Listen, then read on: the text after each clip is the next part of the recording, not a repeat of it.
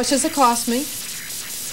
We're talking about $200 million for the road, and of that, about $100 million is construction cost. The other costs are right-of-way and design costs. Oh, okay. So, do I have to pay for this? Is this a tollway? The good news is no. Hey! This is a free one. We get to actually ride on it free, except that we paid for it in our taxes to the state and probably our road taxes too, right? Correct. Okay. Now, tell us about the road, Ken. Where did it start? I mean, whose idea was this Elgin O'Hare Expressway? Well, this highway has been planned for a number of years. In fact, we're probably talking 30 years. Back in the early 60s, it was added to the Chicagoland Transportation Plan. The Elgin O'Hare Expressway, and as its name says, it was supposed to begin in Elgin and carry to the O'Hare Airport. Okay, now this segment doesn't do that, though. No, this segment only is a small section, about one-third of the actual length. The other sections are still being considered for future construction. So the part that goes to Elgin and the part that goes to O'Hare, we're not doing that yet. We have done some initial designs, planning for it, but the actual construction costs for that are not available. Okay, so it's going to take money, in other words. It will take money and some additional planning. Okay, but what we can run up and down on now is a section that goes from what to what? The section is basically from Interstate 290 and heading out west to U.S. Route 20, a little bit on the east side of Hanover Park. Okay, and at Thorndale, 290 in Thorndale? Yes. Okay, and then we can go west out to Lake Street in Hanover Park, and then, of course, we can come back east, too, That is correct. I mean, it's not a one-way road. That is true. Good. Well, now, whose idea was this? Why an Elgin O'Hare Expressway? Well, the suburban area has been developing substantially over the past few decades. The initial thought back in the 60s that there would be a series of supplemental freeways to help traffic in the suburban area. Most of those routes sort of disappeared when we ran out of money in the early 70s, but there were a few that still were thought to be of extreme importance, Elgin O'Hare being one of those that the planning did continue back in as we moved up into the 80s. Okay, so way back in the 60s, this was a gleam in somebody's eye, right? Back in the 60s. They looked at the map and they said, we need something, right? To connect these two big features in the Chicagoland area. Elgin was a thriving town, and the airport was still building back in those days. Okay. Now, like anything else, did this have like a life? I mean, did it kind of die down and then did it resurface again at some time? Or? Yes, in the 60s again, there were portions of that highway that were actually built. The Illinois Routine area just south of the O'Hare Airport was built, and that was the initial construction for this highway. Also, the interchange at 290 in Thorndale was built to accommodate future construction of the Elgin O'Hare Expressway. So there actually were pieces built 20, 30 years ago. Oh, really? So Irving Park Road, where it dips around the southern end of O'Hare, that's part of this road? That is true. Ooh, okay. Where people sometimes pull off and watch the airplanes. That's the location. With the big signs that say, don't pull off and watch the airplanes take off. Yeah. So that whole stretch there is part of this road someday. That was the initial consideration back in the 80s. There was a reevaluation of the transportation plan, and as part of that reevaluation, they have included a western bypass of the airport. So the Elgin O'Hare Expressway, as we know it today, doesn't go to the eastern part of the airport. It actually begins at the western part of the airport and then heads west. Okay. And that's basically Thorndale, That right? would be the Thorndale, a connection to something on the west side of the airport, some future highway, whether it's a tollway or freeway or something that would be designed in the future. And did it take a long time then? I know there's a term of art called setting the center line. So you basically, the route of the road was determined. When was that? about? The initial studies were done in the 60s, and that sort of set the tone on where the highway was going to be. But the study really got underway again in the mid-'80s, 1985 and 86. So we had public meetings to present what was being studied.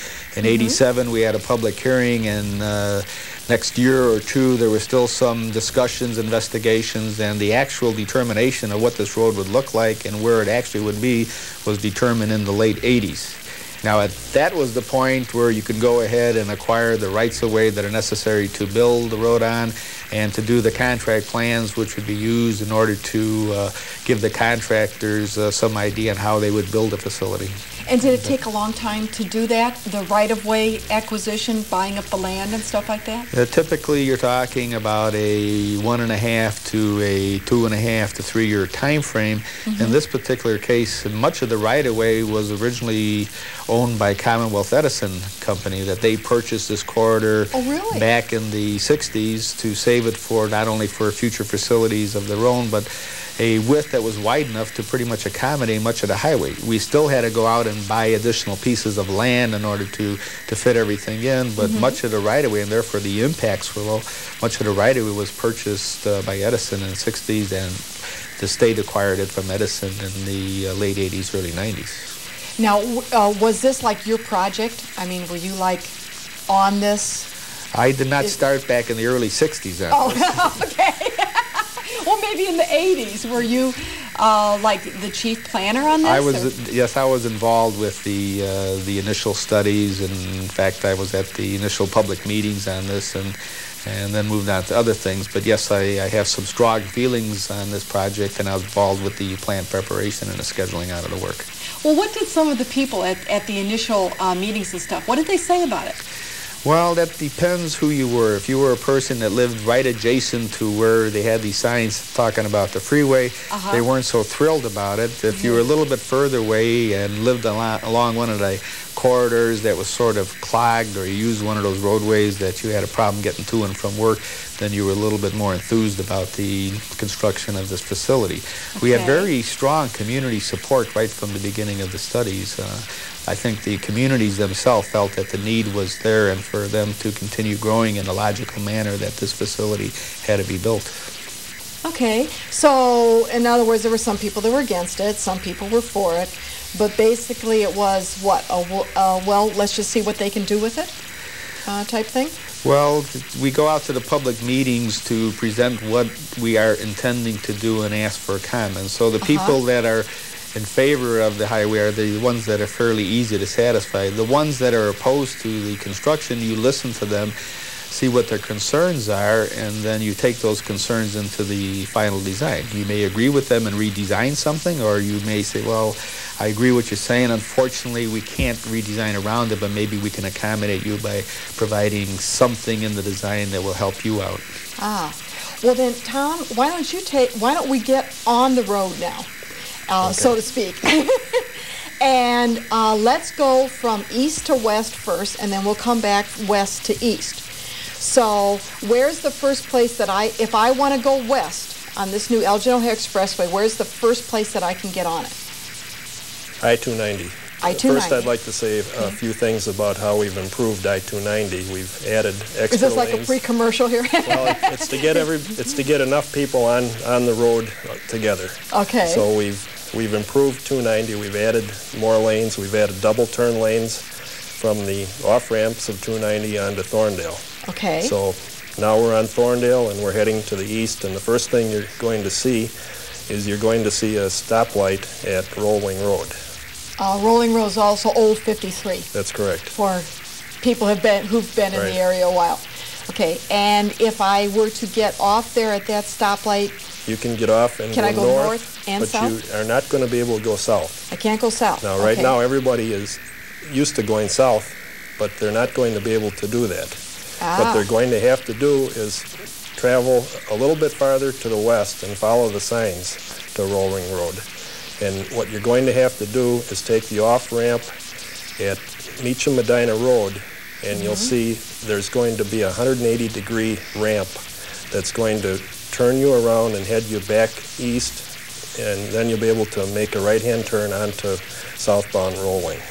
Okay, so if I want to go south on Rolling Road, I have to go past 53. Right. To Meacham, Medina, come around, actually go back east on the Elgin O'Hare Expressway, and then get off going south. Right. Ah. It'll be real easy. You'll be able to follow the signs. It'll be real easy. Any fool can do this, right? No, yeah, sure. It'll be well marked. Okay. So, but let's say I want to continue on now, and I'm still going west. So what do I come to next? Okay, you'll come to a full interchange at Meacham and Medina Road. Okay, and there I can go either way. Any way you want to go. North or south. Right. Okay. Continuing farther to the west, you'll go under the bridge at Plum Grove Road, and there's no access on or off. So I can't get to Plum Grove Road from here? No. Okay. Continuing farther to the west, we have a complete interchange at Roselle Road. Okay, so a complete interchange at Medina, complete interchange at Roselle. Correct. And there I can go north or south. Correct. Okay. Then what? Heading farther to the west, now we're going to come to an off-ramp at Wright Boulevard, which leads to frontage roads, which give you access to Wright Boulevard, Rodenburg, Irving Park, the Metro Station, Spring South. Oh, okay. So there's a series of frontage roads that you can get to by getting off at Wright Boulevard. Okay, but you have to get off at Wright first. Correct. Correct. Right. So it's right to go right on Wright. Correct. Yeah. Okay. And to do that, now I'm in the Cook County area. Well, we started in Cook County. It's very confusing. We dipped into DuPage. Now we're back in Cook, right? I'll take your word Correct. for it. Okay. And now continue west with me again. Okay. After Wright Boulevard. I explained the access to Rodenburg and Irving. Right. Okay. There's also an off-ramp at Irving Park Road. Oh, okay. And does that go north and south too? Correct. You can take the ramp off. There will be a stoplight at Irving. You can go east or west. Or east or west. That's right. East or west at that point. Right. Okay. Now I'm You're still back going up west. on the expressway. Next thing you're going to see are two big sweeping bridges that curve and head to the south, and that's Gary Avenue. And we've improved Gary Avenue so that it's almost a free flow from the Elgin O'Hare down to Lake Street. Why two huge bridges? Because of Gary Avenue is a major north-south corridor, and we've avoided having to go through any stoplights. Okay. And is that where the wetlands are located also? The wetlands are a little bit farther to the west. Oh, okay. Never mind. Forget that. Okay. If you didn't get off at Gary, you're still heading to the west on the Elgin O'Hare. And you'll notice a wetland area on both sides of the road, and you'll be on a 12-span bridge that goes over the wetlands. Ooh, that's pretty big, isn't it? 12 spans? It's a big bridge, yes. Okay. And the wetlands are underneath. Correct. Now, this isn't all the wetlands that you had to go through. There are other areas that were wetlands also, We had right? major wetland areas around, I call them the Schaumburg wetlands, out near the Metro Station and the Metro tracks. Which is like around Spriggans Guth and Irving Park Road. Right. Yeah. And there was also some wetland areas back around Meacham Road. Okay. Now, Ken, what do you do with wetland areas? Obviously, I mean, you've obviously gone over them, but... Yes, we are governed by the same rules as any other person that is changing an area. So if we run into a wetland, we have to do something about it. Our first choice is to try to avoid them. And in many instances here, we have avoided them. The design of this 12-span bridge is just doing that. By doing this longer bridge than necessary, that we minimize the impacts to those wetlands. So instead of hitting a number of acres, we just hit a very fractional amount of the wetlands that we would have with Did you the other have to design. replace any of the wetlands? We are governed by the same rules, and that requires replacement for anything that we impact. And yes, on this project, we have constructed substantially more wetlands than we have displaced. So you've actually helped to make more wetlands also? Yes, that is correct. Okay. Any other environmental type things that you had to take into consideration? Well, what was mentioned before about getting people's concern, one of the greatest concerns was the noise of the highway. And as you drive along this roadway, you will notice that there's substantial amount of wall construction, berm construction, and landscaping that is being done to try to separate the roadway from the neighborhoods. Oh, okay. And also those fences. What are those Noise called? walls. Noise walls? Yes. Okay. You've got a lot of those, right? Yes. Almost on the whole thing, or about half of it, or what? It's pretty much the residential area between Meacham Road and Roselle Road. Oh, okay. Now, I'm at Lake Street in Hanover Park. That's where that's a full interchange there? Or that's where it ends? Right. Right now. You're going to take a double off-ramp, 2 lanes of an off-ramp. It's going to change into 4 lanes as you approach Lake Street. So 2 lanes will head to the west and 2 lanes to the east. Oh, okay. And there'll be a stoplight there. Okay. So, but now, being the ingenious person that I am, I'm going to turn around. I'm going to come back east now. I'm getting on from the west.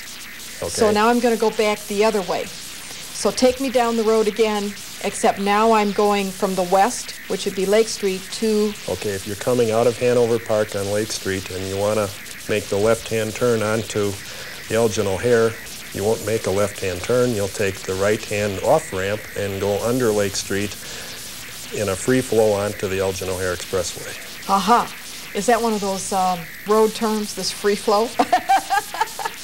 Yes. It's one of the terms you use. Terms of art, huh? Right. Okay. So I'm back on the Elgin O'Hare now from Lake Street. Right. What do I come to first? I'm going east now. Okay. You'll notice yourself going over the wetlands bridge again. Okay. And then you're going to come to an off-ramp that leads to Spring South and Irving Park Road.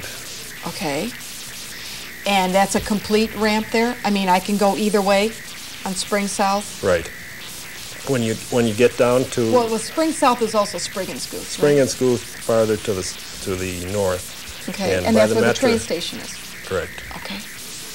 If you want to, you can make a right-hand turn and go to the train station. You can make a left-hand turn and head into Schaumburg. Ah, okay. Or if you want to go across Spring South or Spring and Scooth, there's a short frontage road that'll take you to Irving Park Road, and then you can go either direction at Irving Park. But I can't get off at Gary there? No. Okay. The reason so being... only going west can I get off? Can I get on at Gary Avenue? Yes. Okay. Gary Avenue heads to the north, and you'll be able to turn right onto the Elgin O'Hare. Okay. The reason there's no off-ramp is because it's just closer to take Lake Street to Gary Avenue. Okay. So there was no need to have an off-ramp at Okay, Gary. now I'm continuing east again now. Okay. So where can I next do something? Okay, if you want to go to Wright Boulevard or Rodenberg and those local streets in the Schaumburg area, you'll continue on the frontage road that I was just describing. Okay. But getting back up onto the highway, heading to the east, the next interchange is the full interchange at Roselle Road. Ah, okay. And once again, any direction you want to go at Roselle. And then what's after Roselle? After Roselle, we go under the Plum Grove overpass, no access. Again, you still can't get to Plum Grove. Nope. Okay. And the next interchange will be at Medina Road. Oh, and that's that full interchange again that you talked about. Right. Okay. You can go south on Medina, north on Meacham. Okay, now keep me going east. Going to the east, the next thing you're going to come to is the end of the Expressway, which is at Rolling Road. Okay. And you're going to see a number of signs saying Expressway ends, stoplight ahead. Mm-hmm. You're going to take a ramp off of the Expressway to your right. You're going to be changing from an expressway pavement to a blacktop ramp-type pavement. You're going to swing off to the right and then come back to the left, and you'll end up at the stoplight at Rolling. Okay. And then how do I get back to Thorndale? I mean, can I then get back to 290? You'll just go across the Rolling intersection and then go either north or south at 290 on the ramps that are already built there. Now, there has been a little bit of local controversy about that. The police chief in Itasca feels that it's going to be, a lot of accidents there. The concern is that there's a stoplight there, and people are going to be driving for 6 miles, and are there going to be rear-end collisions? Well, we've done a number of engineering things to the road to alleviate that. First of all is the number of signs and flashing lights. Second of all is the off-ramp. So it's going to look like you're taking an off-ramp, and it should alert drivers that they're at the end of the expressway. And the third thing is the type of the pavement will be different also. So there's a number of things. So you'll actually notice a difference. Yes, you'll definitely have to curve off of the expressway. Okay. Well, do you think the police chief's right? I mean, are there going to be a lot of accidents there? We don't feel that there are. We feel that we've done a good job with the design features of the expressway. Okay. And, well, of course, the design features kind of get back to you, Ken. Do you also feel it'll be pretty safe? The point that Tom was making is that the road is not just a straight shot dead end.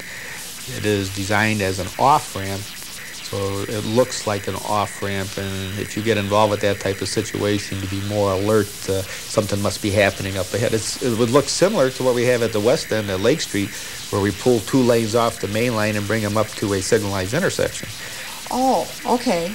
So really the beginning and the end are very similar to each other. Correct. In the way that they're being handled. Yes. Yeah. What does Hanover Park feel about it? Do they feel it's going to be safe? Or we have not heard that type of concern on the west end. The only concern that we have heard is on the east end by Rolling. Okay. So now, what is this going to help us do, this road? I mean, where's it going to take traffic off of? Well, anything that is parallel to this Elgin O'Hare Expressway, this 6.6-mile section, should have less traffic initially. So roads like Illinois 19 and US 20, they should Lake have Street and Irving Park. They should have less traffic initially. Obviously, you get 20 years down the road, you're still going to have growth in this area, and the traffic volumes are building up again. But initially, there should be reductions on these parallel routes. And what about the Cook County area, like Wise Road or Biesterfield? Yes. When we had our meetings on 290 Biesterfield Road interchange, the people in Elk Grove on Biesterfield Road west of Raleigh were greatly concerned about cut-through traffic. Obviously, if you construct a road like the Elgin O'Hare, which is a freeway design, people would much rather use a route like that than going through residential neighborhoods with slow speeds and stop signs. Yeah. And what's going to come next? Well, let's see. Is there any area that is going to be more congested now because of this, the Elgin O'Hare? You have situations where people are going to go and try to get on this road. So the points of access and the egress over there, that there would be additional traffic.